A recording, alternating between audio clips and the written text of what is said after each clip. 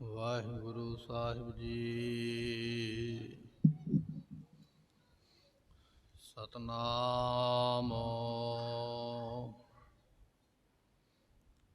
वाहिगुरु साहिब जी।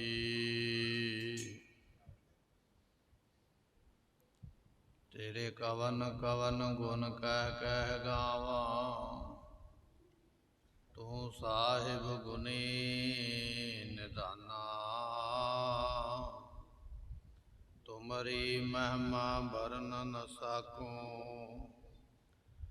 तू ठाकुर ऊच भगवाना। सुकाओ होटल गुर सेविय, आहनस साहज सुभाष। दर्शन परसया है वाहिगुरु। जन्म मरण दुख, श्री नानक पाद पंकज बंदन। पाद पंकज बंदना, सिमरो अंगद दोख निकंदना।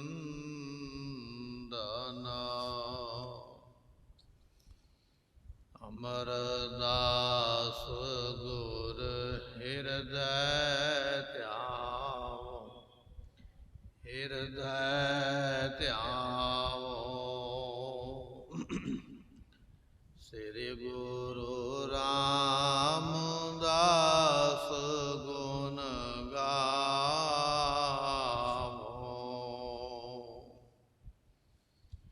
श्री अर्जन बेगनन के नासक। बेगनन के नासक, श्री हर गोबिंद शुभ समत पर काशक।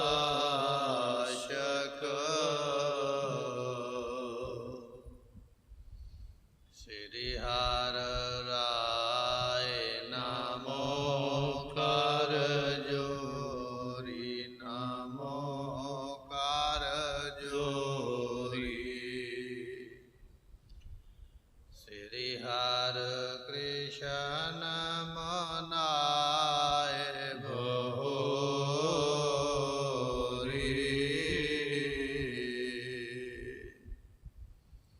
तेग बहादुर परम कृपाला सतगुर परम कृपाला। श्री गुरु गोबिंद सिंह विशाला।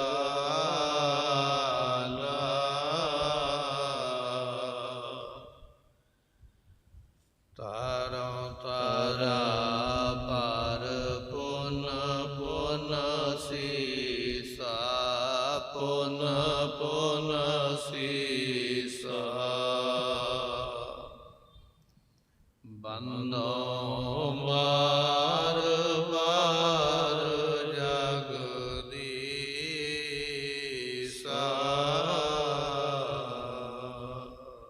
जान परमेश्वर को मीत, करह जो तिस एक हरखे चीत। आना मन रह आनंद, तन हंता नित कर निकंद। वाहिगुरु जी का खालसा, वाहिगुरु जी की फतेह। सतगुरां दी साजी नवाजी गुरु की संगत। साहिब गुरु गोबिंद सिंह महाराज का इतिहास ਸਰਵਨ ਕਰਨ ਵਾਸਤੇ ਆਪਾਂ ਗੁਰੂ ਦਰਬਾਰ ਵਿੱਚ ਪ੍ਰਾਪਤ ਹੋਏ ਹਾਂ। ਸਤਿਗੁਰੂ ਜੀ ਬਚਨ ਇਹ ਸਮਝਾ ਰਹੇ ਨੇ ਕਿ ਜਿਹੜੇ ਲੋਕ ਆਪਣੇ ਵੱਡਿਆਂ ਦਾ, ਪੈਗੰਬਰਾਂ ਦਾ ਸਤਿਕਾਰ ਨਹੀਂ ਕਰਦੇ, ਜਿਹੜੇ ਧਾਰਮਿਕ ਦਿਹਾੜੇ ਹਨ, ਉਹਨਾਂ ਧਾਰਮਿਕ ਦਿਹਾੜਿਆਂ ਦਾ ਓਟ ਆਸਰਾ ਲੈ ਕੇ ਅਸ਼ਲੀਲ ਗੱਲਾਂ ਵਿੱਚ, ਕੁਕਰਮਾਂ ਵਿੱਚ ਪਏ ਹੋਏ, ਉਹਨਾਂ ਨੂੰ ਲੇਖਾ ਦੇਣਾ ਮੁਸ਼ਕਲ ਹੋ ਜਾਏਗਾ, ਕਠਿਨ ਹੋ ਜਾਏਗਾ। ਇਹ ਬਚਨ ਆਪਾਂ ਪਿੱਛੇ ਸਰਵਣ ਕਰ ਆਏ, ਅੱਗੇ ਜਿਵੇਂ ਇਤਿਹਾਸ ਆ ਰਿਹਾ ਸਰਵਣ ਕਰੀਏ, ਮਿਲ ਕੇ ਆਖੀਏ ਸਤਨਾਮ ਸ੍ਰੀ ਵਾਹਿਗੁਰੂ। ਜਾਣੈ ਪਰਮੇਸ਼ਰ ਕੋ ਮੀਤ। ਪਰ ਜਿਹੜੇ ਗੁਰਮੁਖ ਨੇ ਨਾ ਭਾਈ, ਉਹ ਪਰਮੇਸ਼ਰ ਨੂੰ ਆਪਣਾ ਮਿੱਤਰ ਜਾਣਦੇ ਆ। 10ਵੇਂ ਪਾਤਸ਼ਾਹ ਨੇ ਬਚਨ ਲਿਖਿਆ ਨਾ, ਮਿੱਤਰ ਪਿਆਰੇ ਨੂੰ। ਰੱਬ ਦੇ ਪਿਆਰੇ ਉਸ ਪਰਮੇਸ਼ਰ ਨੂੰ ਆਪਣਾ ਮਿੱਤਰ ਸਮਝਦੇ ਨੇ, ਜਿਹੜੇ ਉਹਨੂੰ ਮਿੱਤਰ ਬਣਾ ਲੈਂਦੇ ਹਨ। ਕਰੈ ਜੋ ਤਿਸ ਪਿਖ ਹਰਖੇ ਚੀਤ। ਅਤੇ ਪ੍ਰਮਾਤਮਾ ਜੋ ਕਰਦਾ ਉਹਦੇ ਕੀਤੇ ਤੇ ਕਦੇ ਉਹ ਗਿਲਾਨ ਨਹੀਂ ਕਰਦੇ, ਕਦੇ ਨਫ਼ਰਤ ਨਹੀਂ ਕਰਦੇ, ਕਦੇ ਸ਼ੰਕਾ ਨਹੀਂ ਕਰਦੇ ਵੀ ਰੱਬ ਨੇ ਇਹ ਕਿਉਂ ਕੀਤਾ। ਪਰਮਾਤਮਾ ਜੋ ਕਰੇ, ਜੋ ਤੁਧ ਭਾਵੈ ਸਾਈ ਭਲੀ ਕਾਰ। ਇਹ ਗੁਰਮੁਖਾਂ ਦੀ ਅਵਸਥਾ ਹੈ। ਤਤੀ ਤਵੀ ਤੇ ਬੈਠੇ ਗੁਰੂ ਅਰਜਨ ਦੇਵ ਮਹਾਰਾਜ ਕਹਿਣ ਲੱਗੇ ਤੇਰਾ ਕੀਆ ਮੀਠਾ ਲੱਗ। ਇਹ ਗੁਰਮੁਖਾਂ ਦੀ ਅਵਸਥਾ ਹੈ। ਰੱਬ ਜੋ ਕਰਦਾ ਹੈ ਉਹਦੇ ਤੇ ਕਦੇ ਸ਼ੰਕਾ ਨਹੀਂ ਕਰਨਾ, ਕਦੇ ਕਿੰਤੂ ਨਹੀਂ ਕਰਨਾ ਹੈ। ਬਖਸ਼ਦੇ ਹਨ ਭਾਣਾ ਮਨੈ ਰਹਿ ਆਨੰਦ। ਤੇ ਕਹਿਣ ਲੱਗੇ ਭਾਣਾ ਮੰਨਣਾ ਹੈ ਗੁਰਮੁਖਾਂ ਨੇ ਸਦਾ ਵਾਸਤੇ। ਤੇ ਜਿਹੜੇ ਭਾਣਾ ਮੰਨਦੇ ਨਾ ਗੁਰਮੁਖੋ, ਉਹ ਹਮੇਸ਼ਾ ਆਨੰਦ ਵਿੱਚ ਹੀ ਰਹਿੰਦੇ, ਚੜ੍ਹਦੀ ਕਲਾ ਦੇ ਵਿੱਚ ਰਹਿੰਦੇ। ਆਨੰਦ ਭਇਆ ਮੇਰੀ ਮਾਏ ਸਤਿਗੁਰੂ ਮੈਂ ਪਾਇਆ। ਗੁਰੂ ਦੀ ਪ੍ਰਾਪਤੀ ਹੋ ਗਈ, ਆਨੰਦ ਹੀ ਆਨੰਦ ਪ੍ਰਾਪਤ ਹੋ ਗਿਆ। ਉਹ ਗੁਰਮੁਖ ਭਾਣਾ ਮੰਨਦੇ, ਤੇ ਭਾਣਾ ਮੰਨਣ ਵਾਲਿਆਂ ਨੂੰ ਹਮੇਸ਼ਾ ਆਨੰਦ ਪ੍ਰਾਪਤ ਹੁੰਦਾ। ਆਪਾਂ ਭਾਣਾ ਨਹੀਂ ਮੰਨਦੇ, ਕਿੰਤੂ ਕਰਦੇ ਆ, ਤਾਂ ਕਿਸੇ ਨਾ ਕਿਸੇ ਮੁਸੀਬਤ ਵਿੱਚ ਪਏ ਹੋਏ ਤਿਨ ਹਾਂ। ਹੰਤਾ ਨਿਤ ਕਰੈ ਨਿਕੰਦ। ਤੇ ਕਹਿਣ ਲੱਗੇ ਵੀ ਗੁਰਮੁਖ ਤਨ ਹੰਤਾ, ਸਰੀਰ ਦੀ ਹੰਤਾ ਹੰਕਾਰ ਨੂੰ ਪਰੇ ਦੂਰ ਕਰ ਦਿੰਦੇ ਹਨ। ਮਨ ਟਿਕ ਜਾਏ ਨਾਮ ਪਰ ਜਪੈ। ਇਸ ਤਰ੍ਹਾਂ ਫਿਰ ਗੁਰਮੁਖੋ ਉਹਨਾਂ ਗੁਰਮੁਖਾਂ ਦਾ ਨਾਮ ਦੇ ਵਿੱਚ ਮਨ ਟਿਕਦਾ। ਆਪਾਂ ਆਖਦੇ ਨਾ ਮੇਰਾ ਮਨ ਨਹੀਂ ਟਿਕਦਾ, ਸਾਡਾ ਬਹੁਤਿਆਂ ਦਾ ਸਵਾਲ ਇਹ ਹੈ, ਮੈਂ ਬਾਣੀ ਪੜ੍ਹਦਾ ਹਾਂ, ਮੈਂ ਨਾਮ ਜਪਦਾ, ਮੇਰਾ ਮਨ ਨਹੀਂ ਟਿਕਦਾ। ਮਹਾਰਾਜ ਕਹਿੰਦੇ ਤਾਂ ਨਹੀਂ ਟਿਕਦਾ, ਤੂੰ ਰੱਬ ਦੇ ਕੀਤੇ ਕੰਮ ਦੇ ਉੱਪਰ ਹਰ ਵੇਲੇ ਉਂਗਲ ਚੁੱਕਦਾ। ਰੱਬ ਨੇ ਇਹ ਕਿਉਂ ਕੀਤਾ ਹੈ, ਇਹ ਨਹੀਂ ਸੀ ਕਰਨਾ ਚਾਹੀਦਾ, ਇਸ ਤਰ੍ਹਾਂ ਹੋਣਾ ਚਾਹੀਦਾ ਸੀ, ਇਸ ਤਰ੍ਹਾਂ ਨਹੀਂ ਸੀ ਹੋਣਾ ਚਾਹੀਦਾ। ਜਿੰਨਾ ਚਿਰ ਪ੍ਰਮਾਤਮਾ ਦੇ ਕੀਤੇ ਨੂੰ ਵੇਖ ਕੇ ਤੂੰ ਖੁਸ਼ ਨਹੀਂ ਨਾ ਹੁੰਦਾ, ਉਹਨਾਂ ਚਿਰ ਤੇਰਾ ਮਨ ਨਹੀਂ ਟਿਕਣਾ।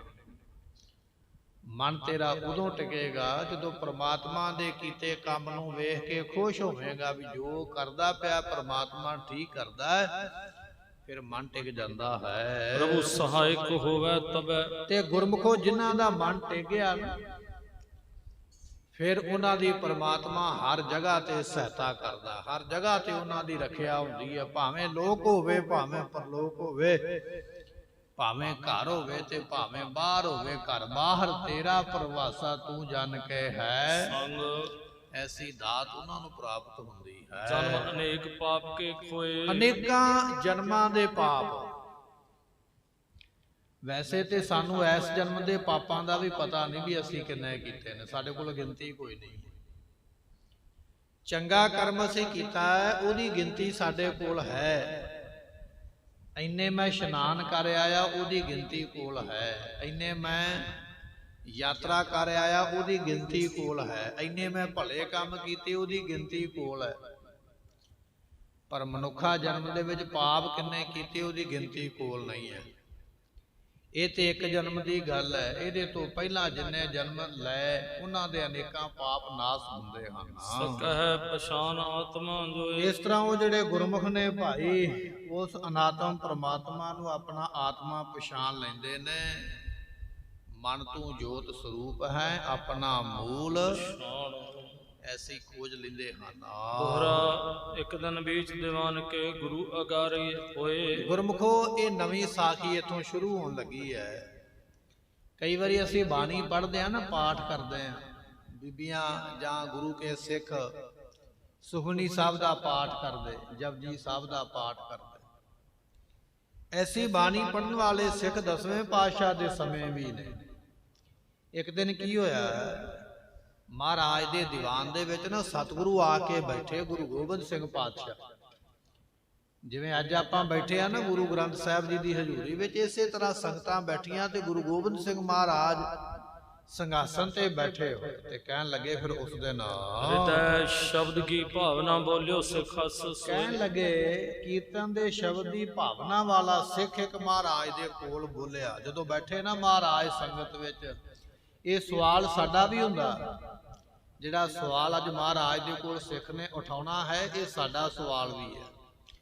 ਮਹਾਰਾਜ ਬੈਠੇ ਤੇ ਸੰਗਤ ਵਿੱਚੋਂ ਇੱਕ ਸਿੱਖ ਉੱਠਿਆ, ਉੱਠ ਕੇ ਤੇ ਮਹਾਰਾਜ ਨੂੰ ਕਹਿਣ ਲੱਗਾ ਹੈ, ਚੌਪਈ ਸੱਚੇ ਪਾਤਸ਼ਾਹ ਗੁਰਪੂਰੇ। ਐ ਸੱਚੇ ਪਾਤਸ਼ਾਹ, ਐ ਪੂਰੇ ਗੁਰੂ ਧੰਨ ਗੁਰੂ ਗੋਬਿੰਦ ਸਿੰਘ ਪਾਤਸ਼ਾਹ, ਮੇਰੀ ਇੱਕ ਫਰਿਆਦ ਹੈ, ਮੇਰੀ ਇੱਕ ਬੇਨਤੀ ਆਪ ਸੁਣਨਾ ਕਰੋ। ਇੱਕ ਮੇਰੀ ਫਰਿਆਦ ਹਜ਼ੂਰੇ। ਮੇਰੀ ਇੱਕੋ ਫਰਿਆਦ ਹੈ, ਕਿਰਪਾ ਕਰਕੇ ਸੁਣੋ। ਜਿੱਥੇ ਆਪ ਬਾਕੀ ਸੰਗਤਾਂ ਦੇ ਸਵਾਲ ਸੁਣਦੇ ਹੋ, ਜਵਾਬ ਦਿੰਦੇ ਹੋ, ਸੰਗਤਾਂ ਨੂੰ ਉਪਦੇਸ਼ ਦਿੰਦੇ, ਭਲਾ ਕਰਦੇ ਹੋ, ਇੱਕ ਸਿੱਖ ਉੱਠਿਆ ਸੰਗਤ ਵਿੱਚੋਂ, ਮਹਾਰਾਜ ਇੱਕ ਮੇਰੀ ਵੀ ਫਰਿਆਦ ਹੈ, ਤੇ ਕਿਰਪਾ ਕਰਕੇ ਆਪ ਜੀ ਸੁਣਨਾ ਕਰੋ। ਨਿਤ ਉੱਠ ਬੜੀ ਪ੍ਰਾਤ ਇਸ਼ਨਾਨੋ। ਸਤਿਗੁਰੂ ਪਾਤਸ਼ਾਹ ਨੇ ਧਿਆਨ ਕੀਤਾ ਸਿੱਖ ਦੇ ਵੱਲ।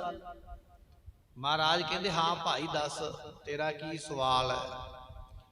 ਕਹਿਣ ਲੱਗਾ, ਮਹਾਰਾਜ ਮੈਂ ਹਰ ਰੋਜ਼ ਅੰਮ੍ਰਿਤ ਵੇਲੇ ਉੱਠਦਾ ਹਾਂ। ਇਹ ਨਹੀਂ ਵੀ 2-4 ਦਿਨ, ਮੈਂ ਰੋਜ਼ ਹੀ, ਮੇਰੀ ਜ਼ਿੰਦਗੀ ਦਾ ਨੇਮ ਹੀ ਇਹ ਹੈ ਵੀ ਮੈਂ ਹਰ ਰੋਜ਼ ਅੰਮ੍ਰਿਤ ਵੇਲੇ ਉੱਠਦਾ ਹਾਂ। ਆਠ ਸੁਖਮਨੀ ਸਦਾ ਬਖਾਨੋ। ਤੇ ਦੂਜੀ ਗੱਲ ਇਹ ਹੈ, ਮੈਂ ਕੱਲਾ ਅੰਮ੍ਰਿਤ ਵੇਲੇ ਉੱਠਦਾ ਨਹੀਂ, ਮੈਂ ਅੰਮ੍ਰਿਤ ਵੇਲੇ ਉੱਠ ਕੇ ਨਾਲ ਸੁਖਮਨੀ ਸਾਹਿਬ ਦਾ ਪਾਠ ਵੀ ਰੋਜ਼ ਕਰਦਾ, ਬਿਨ ਨਾਗਾ। ਕਦੇ ਮੈਂ ਨਾਗਾ ਨਹੀਂ ਪੈਣ ਦਿੱਤਾ। ਇਹ ਨਹੀਂ ਵੀ ਅੱਜ ਕਰ ਲਿਆ ਤੇ ਕੱਲ ਨੂੰ ਰਹਿਣ ਦਈਏ, ਨਹੀਂ, ਮੈਂ ਉੱਠਦਾ ਵੀ ਰੋਜ਼ ਤੜਕੇ। ਇਹ ਮੇਰਾ ਪੱਕਾ ਨੇਮ ਹੈ ਜ਼ਿੰਦਗੀ ਦਾ। ਔਰ ਰੋਜ਼ ਉੱਠ ਕੇ ਸਵੇਰੇ ਮੈਂ ਸੁਖਮਨੀ ਸਾਹਿਬ ਦਾ ਪਾਠ ਕਰਦਾ। ਮਹਾਰਾਜ ਇਹ ਮੇਰਾ ਕਈ ਸਾਲਾਂ ਤੋਂ, ਜਾਂ ਕਹਿ ਲਈਏ ਵੀ ਜਦੋਂ ਤੋਂ ਮੈਂ ਸਰੀਰ ਦੀ ਹੋਸ਼ ਸੰਭਾਲੀ ਹੈ ਨਾ, ਉਦੋਂ ਤੋਂ ਮੇਰਾ ਇਹ ਨੇਮ ਹੈ ਕਿ ਮੈਂ ਉੱਠ ਕੇ ਸੁਖਮਨੀ ਸਾਹਿਬ ਦਾ ਪਾਠ ਕਰਦਾ। ਕੀਰਤਨ ਸਮੈ ਪਠ ਪ੍ਰਥਮ ਪਠ ਲੈ। ਪਰ ਮਹਾਰਾਜ ਮੇਰਾ ਇੱਕ ਹੋਰ ਨਿਯਮ ਵੀ ਹੈ। ਜਦੋਂ ਤੁਹਾਡੇ ਸਿੰਘ ਆ ਕੇ ਆਸਾ ਦੀ ਵਾਰ ਦਾ ਕੀਰਤਨ ਕਰਦੇ ਨਾ, ਰਾਗੀ ਸਿੰਘ, ਮੈਂ ਰਾਗੀ ਸਿੰਘਾਂ ਦੀ ਆਸਾ ਦੀ ਵਾਰ ਸ਼ੁਰੂ ਹੋਣ ਤੋਂ ਪਹਿਲਾਂ ਪਾਠ ਆਪਣਾ ਮੁਕੰਮਲ ਕਰ ਲੈਂਦਾ, ਸੰਪੂਰਨ ਕਰ ਲੈਂਦਾ। ਮੰਨ ਲਓ ਕਿ ਜੇ 4 ਵਜੇ ਆਸਾ ਦੀ ਵਾਰ ਸ਼ੁਰੂ ਹੁੰਦੀ ਹੈ ਤੇ ਮੈਂ 4 ਵਜੇ ਤੱਕ ਸੁਖਮਨੀ ਸਾਹਿਬ ਦਾ ਪਾਠ ਸੰਪੂਰਨ ਕਰ ਲੈਂਦਾ। ਭਾਵ ਇਹ ਹੋਇਆ ਵੀ ਉਹ 2-2:30 ਵਜੇ ਉੱਠਦਾ ਹੋਵੇਗਾ, ਇਸ਼ਨਾਨ ਕਰਦਾ ਹੋਵੇਗਾ ਤੇ ਪਾਠ ਸ਼ੁਰੂ ਕਰਕੇ 4 ਵਜੇ ਸਮਾਪਤੀ ਕਰਦਾ। ਕਹਿਣ ਲੱਗਾ, ਮਹਾਰਾਜ ਰੋਜ਼ ਅੰਮ੍ਰਿਤ ਵੇਲੇ ਉੱਠਦਾ, ਰੋਜ਼ ਸੁਖਮਨੀ ਸਾਹਿਬ ਦਾ ਪਾਠ ਕਰਦਾ, ਔਰ ਮੇਰਾ ਪਾਠ ਜਿਹੜਾ ਹੈ ਤੁਹਾਡੇ ਰਾਗੀ ਸਿੰਘਾਂ ਦੀ ਆਸਾ ਦੀ ਵਾਰ ਸ਼ੁਰੂ ਕਰਨ ਤੋਂ ਪਹਿਲਾਂ ਸੰਪੂਰਨ ਹੋ ਜਾਂਦਾ ਹੈ। ਇਹ ਮੈਂ ਰੋਜ਼ ਦਾ ਨਿਯਮ ਰੱਖਿਆ ਹੈ। ਹੁਣ ਸੁਣਵੇ ਮਹਿ ਨਿਜ ਮਨ ਦਿਓ। ਮਹਾਰਾਜ ਜਦੋਂ ਮੇਰਾ ਪਾਠ ਪੂਰਾ ਹੋ ਜਾਂਦਾ ਨਾ, ਫਿਰ ਮੈਂ ਅਰਦਾਸ ਕਰਕੇ ਤੇ ਸੰਗਤ ਵਿੱਚ ਹੀ ਬੈਠ ਜਾਂਦਾ। ਫਿਰ ਆਸਾ ਦੀ ਵਾਰ ਸ਼ੁਰੂ ਹੋ ਜਾਂਦੀ ਹੈ। ਫਿਰ ਮੈਂ ਬੜੀ ਭਾਵਨਾ ਦੇ ਨਾਲ ਆਸਾ ਦੀ ਵਾਰ ਸੁਣਦਾ, ਪਾਠ ਵੀ ਕਰਦਾ ਹਾਂ ਤੇ ਕੀਰਤਨ ਵੀ ਸੁਣਦਾ ਹਾਂ, ਅੰਮ੍ਰਿਤ ਵੇਲੇ ਵੀ ਉੱਠਦਾ ਹਾਂ। ਇਹ 3 ਕੰਮ ਮੈਂ ਰੋਜ਼ ਕਰਦਾ ਹਾਂ। ਅਸ਼ਟਪਦੀ ਇੱਕ ਰਹਿ ਗਈ ਆਜ। ਪਰ ਮਹਾਰਾਜ ਅੱਜ ਇੱਕ ਨਵੀਂ ਘਟਨਾ ਵਾਪਰੀ ਹੈ। ਇੰਨੇ ਸਾਲਾਂ ਤੋਂ ਮੈਂ ਰੋਜ਼ ਸੁਖਮਨੀ ਸਾਹਿਬ ਦਾ ਪਾਠ ਵੀ ਕਰਦਾ, ਕੀਰਤਨ ਵੀ ਸੁਣਦਾ, ਔਰ ਤੁਹਾਡੇ ਰਾਗੀ ਸਿੰਘਾਂ ਨਾਲ ਮੇਰੀ ਪਛਾਣ ਵੀ ਬਣ ਗਈ। ਹੁਣ ਜਿਹੜਾ ਰੋਜ਼ ਸੰਗਤ ਵਿੱਚ ਆਵੇਗਾ ਤੇ ਉਹ ਇੱਕ ਦੂਜੇ ਨਾਲ ਜਾਣ ਪਛਾਣ ਤੇ ਬਣ ਹੀ ਜਾਂਦੀ ਹੈ। ਮਹਾਰਾਜ ਤੁਹਾਡੇ ਰਾਗੀ ਸਿੰਘਾਂ ਨਾਲ ਮੇਰੀ ਪਛਾਣ ਬਣ ਗਈ। ਅੱਜ ਕੀ ਹੋਇਆ ਹੈ, ਅੱਜ ਮੈਂ ਪਾਠ ਕਰਨ ਤੋਂ ਥੋੜਾ ਜਿਹਾ ਕਿਤੇ 2-4 ਮਿੰਟ ਲੇਟ ਹੋ ਗਿਆ। ਲੇਟ ਹੋਣ ਕਰਕੇ ਅਜੇ ਮੈਂ ਇੱਥੇ ਹੀ ਪਹੁੰਚਿਆ ਸੀ। ਪੂਰਾ ਪ੍ਰਭ ਆਰਾਧਿਆ, ਪੂਰਾ ਜਾਗਾ ਨਾਉ, ਨਾਨਕ ਪੂਰਾ ਪਾਇਆ ਪੂਰੇ ਕੇ ਗੁਣ। ਜਦੋਂ ਮੈਂ ਅੱਜ ਇਸ ਅਸ਼ਟਪਦੀ ਤੇ ਪਹੁੰਚਿਆ ਨਾ, ਸ਼ਲੋਕ ਤੇ ਪਹੁੰਚਿਆ, ਤੇ ਤੁਹਾਡੇ ਸਿੰਘ ਆ ਗਏ ਇੰਨੇ ਚਿਰ ਨੂੰ ਕੀਰਤਨ ਕਰਨ ਵਾਸਤੇ। ਉਹਨਾਂ ਨੇ ਆਪਣੇ ਕੀਰਤਨ ਦਾ ਸਮਾਂ ਜਾਣ ਕੇ ਤਬ ਹੀ ਆਇਓ ਰਾਗ ਸਮਾਜ। ਤੇ ਰਾਗ ਪੜਨ ਵਾਲੇ ਰਾਗੀ, ਕਿਸੇ ਨੇ ਬਾਜਾ ਚੁੱਕਿਆ ਹੋਇਆ, ਕਿਸੇ ਨੇ ਸਰੰਦਾ ਚੁੱਕਿਆ, ਕੋਈ ਤਾਨਪੁਰਾ ਲਈ ਆਉਂਦਾ, ਇਸੇ ਤਰ੍ਹਾਂ ਕੋਈ ਤਬਲਾ, ਕੋਈ ਮਰਦੰਗ ਚੱਕੀ ਲਿਆਉਂਦਾ। ਉਹ ਆ ਗਏ ਸਾਰੇ ਜਾਣੇ, 10-15 ਜਾਣੇ ਇਕੱਠੇ ਹੋ ਕੇ ਕੀਰਤਨ ਕਰਨ ਵਾਲੇ। ਮੈਂ ਰੋਜ਼ ਸੁਖਮਨੀ ਸਾਹਿਬ ਦਾ ਪਾਠ ਤੇ ਪਹਿਲਾਂ ਕਰ ਲੈਂਦਾ, ਪਰ ਅੱਜ ਮੇਰੇ ਕੋਲ ਇੱਕ ਅਸ਼ਟਪਦੀ ਰਹਿ ਗਈ। ਇਹਨੇ ਚਿਰ ਨੂੰ ਤੁਹਾਡੇ ਰਾਗੀ ਕੀਰਤਨ ਕਰਨ ਵਾਲੇ ਆ ਗਏ ਹਨ। ਮੈਂ ਰਾਗੀਨ ਸੰਗ ਬਹੁ ਕਹਿਓ। ਮੈਂ ਉਹਨਾਂ ਰਾਗੀਆਂ ਨੇ ਆਪਣੇ ਸਾਜ਼ ਸਿੱਧੇ ਕਰ ਲਏ, ਸਟੇਜ ਤੇ ਬੈਠ ਗਿਆ ਕੀਰਤਨ ਕਰਨ ਵਾਸਤੇ, ਤੇ ਮੈਂ ਉੱਠਿਆ ਤੇ ਤੇ ਮੈਂ ਆ ਕੇ ਉਹਨਾਂ ਨੂੰ ਬੇਨਤੀ ਕੀਤੀ ਵੀ ਰਾਗੀ ਸਿੰਘੋ, ਗੁਰੂ ਕੀ ਬਾਣੀ ਨੂੰ ਗਾਉਣ ਵਾਲਿਓ, ਪੜ੍ਹਨ ਵਾਲਿਓ, ਸੁਣਾਉਣ ਵਾਲਿਓ, ਅੱਜ ਮੇਰੀ ਇੱਕ ਬੇਨਤੀ ਹੈ, ਤੁਸੀਂ ਮੇਰੀ ਬੇਨਤੀ ਸੁਣਨਾ ਕਰੋ। ਪਾਠ ਕਰਨ ਥੋਰੁ ਅਬ ਰਹਿਓ। ਤੇ ਉਹਨਾਂ ਰਾਗੀ ਸਿੰਘਾਂ ਨੇ ਪੁੱਛਿਆ ਵੀ ਦੱਸੋ ਵੀ ਕੀ ਗੱਲ ਹੈ, ਤੁਸੀਂ ਕੀ ਕਹਿਣ ਵਾਸਤੇ ਆਏ? ਤੇ ਮੈਂ ਉਹਨਾਂ ਰਾਗੀ ਸਿੰਘਾਂ ਨੂੰ ਬੇਨਤੀ ਇਹ ਕੀਤੀ ਵੀ ਮੇਰਾ ਥੋੜਾ ਜਿਹਾ ਪਾਠ ਰਹਿ ਗਿਆ, ਇੱਕ ਅਸ਼ਟਪਦੀ ਰਹਿ ਗਈ ਹੈ। ਪੂਰਾ ਪ੍ਰਭ ਆਰਾਧਿਆ ਪੂਰਾ ਜਾ ਕਾ ਨਾਉ, ਮੈਂ ਇਸ ਅਸ਼ਟਪਦੀ ਤੇ ਆ ਗਿਆ, ਬਾਕੀ ਮੈਂ ਲਿਆ ਪਾਠ ਕਰ। ਤੇ ਮੇਰੀ ਥੋੜਾ ਜਿਹਾ ਪਾਠ ਰਹਿ ਗਿਆ, ਇੱਕ ਅਸ਼ਟਪਦੀ ਰਹਿ ਗਈ ਹੈ। ਭੋਗ ਸੁਖਮਨੀ ਲੇਵੋ ਪਾਏ। ਤੇ ਤੁਸੀਂ ਏਦਾਂ ਕਰੋ ਵੀ ਕੀਰਤਨ ਨਾ ਸ਼ੁਰੂ ਕਰੋ, ਮੈਨੂੰ ਸੁਖਮਨੀ ਸਾਹਿਬ ਦਾ ਪਾਠ ਪੂਰਾ ਕਰ ਲੈਣ ਦਿਓ, ਕਿਉਂਕਿ ਅੱਗੇ ਵੀ ਸੁਖਮਨੀ ਸਾਹਿਬ ਦਾ ਪਾਠ ਪਹਿਲਾਂ ਪੂਰਾ ਹੁੰਦਾ ਹੈ, ਉਸ ਤੋਂ ਬਾਅਦ ਵਿੱਚ ਕੀਰਤਨ ਸ਼ੁਰੂ ਹੁੰਦਾ ਹੈ। ਅੱਜ ਮੇਰੇ ਤੋਂ 2-4 ਮਿੰਟ ਪਾਠ ਲੇਟ ਹੋ ਗਿਆ, ਤੇ ਪਾਠ ਲੇਟ ਹੋਣ ਕਰਕੇ ਅੱਜ ਇੱਕ ਅਸ਼ਟਪਦੀ ਰਹਿ ਗਈ ਹੈ। ਜੇ ਤੁਸੀਂ ਕੀਰਤਨ ਸ਼ੁਰੂ ਕਰ ਲਿਆ ਤੇ ਮੇਰੇ ਪਾਠ ਦਾ ਉਹ ਰਸ ਨਹੀਂ ਰਹਿ ਜਾਣਾ, ਮੇਰਾ ਮਨ ਇੱਧਰ ਉੱਧਰ ਖਿੰਡ ਜਾਣਾ। ਤੁਸੀਂ ਇਸ ਤਰ੍ਹਾਂ ਕਰੋ ਵੀ 2-4 ਮਿੰਟ ਕੀਰਤਨ ਰੋਕ ਲਵੋ, ਨਾ ਕਰੋ, ਮੈਨੂੰ 2-4 ਮਿੰਟ ਦਾ ਟਾਈਮ ਦੇ ਦਿਓ, ਮੈਂ ਅਸ਼ਟਪਦੀ ਪੜ੍ਹ ਲਵਾਂ। ਮੈਂ ਉਹਨਾਂ ਸਿੰਘਾਂ ਨੂੰ ਬੇਨਤੀ ਕੀਤੀ ਹੈ, ਇਛੈ ਕੀਰਤਨ ਕਰੋ ਬਨਾਏ। ਤੇ ਜਦੋਂ ਮੈਂ ਪਾਠ ਪੂਰਾ ਕਰ ਲਵਾਂਗਾ ਮੈਂ ਤੁਹਾਨੂੰ ਦੱਸ ਦਿਆਂਗਾ ਵੀ ਭਾਈ ਮੇਰਾ ਪਾਠ ਹੋ ਗਿਆ ਪੂਰਾ, ਤੇ ਫਿਰ ਤੁਸੀਂ ਕੀਰਤਨ ਸ਼ੁਰੂ ਕਰ ਲਿਓ। ਪਰ ਮੈਨੂੰ ਇੰਨਾ ਕੁ ਟਾਈਮ ਦੇ ਦਿਓ ਵੀ ਮੈਂ ਪਾਠ ਕਰ ਲਵਾਂ। ਕੀਰਤਨ ਦੇ ਵਿੱਚ ਪਾਠ ਕਰਦਿਆਂ ਮੇਰਾ ਮਨ ਟਿਕਦਾ ਨਹੀਂ। ਵੈਸੇ ਵੀ ਗੁਰਮੁਖੋ ਜਦੋਂ ਦੀਵਾਨ ਚੱਲਦਾ ਹੋਵੇ ਨਾ, ਕਥਾ ਹੋ ਰਹੀ ਹੋਵੇ, ਕੀਰਤਨ ਹੋ ਰਿਹਾ ਹੋਵੇ, ਜਾਂ ਪਾਠ ਰਹਿਰਾਸ ਸਾਹਿਬ ਦਾ ਹੋ ਰਿਹਾ, ਦੀਵਾਨ ਦੇ ਵਿੱਚ ਬੈਠ ਕੇ ਸੁਣਨਾ ਹੀ ਚਾਹੀਦਾ। ਕਈ ਵਾਰੀ ਸੰਗਤਾਂ ਨੂੰ ਵੇਖਿਆ ਜਾਂਦਾ, ਉਹ ਆਪੋ ਆਪਣਾ ਗੁਟਕਾ ਸਾਹਿਬ ਲੈ ਕੇ ਬੈਠ ਜਾਂਦੇ, ਅੱਗੇ ਜਾਂ ਪਿੱਛੇ, ਉਧਰੋਂ ਕੀਰਤਨ ਹੋ ਰਿਹਾ, ਉਧਰੋਂ ਪਾਠ ਹੋ ਰਿਹਾ, ਨਿਤਨੇਮ ਹੋ ਰਿਹਾ। ਦੋਹਾਂ ਕੰਮਾਂ ਵਿੱਚੋਂ ਕੰਮ ਇੱਕ ਹੀ ਹੋਣਾ, ਜਾਂ ਕੀਰਤਨ ਸੁਣ ਲਾ ਜਾਂ ਪਾਠ ਕਰ ਲਾ। ਜੇ ਤੇ ਸੰਗਤ ਵਿੱਚ ਬੈਠਾ ਹੈ ਤੇ ਫਿਰ ਜੋ ਸੰਗਤ ਵਿੱਚ ਚੱਲਦਾ ਪਿਆ ਉਹ ਸਰਵਣ ਕਰ, ਤੇ ਨਿਤਨੇਮ ਪਾਠ ਉਹਦੇ ਤੋਂ ਬਾਅਦ ਵਿੱਚ ਕਰ ਲਾ।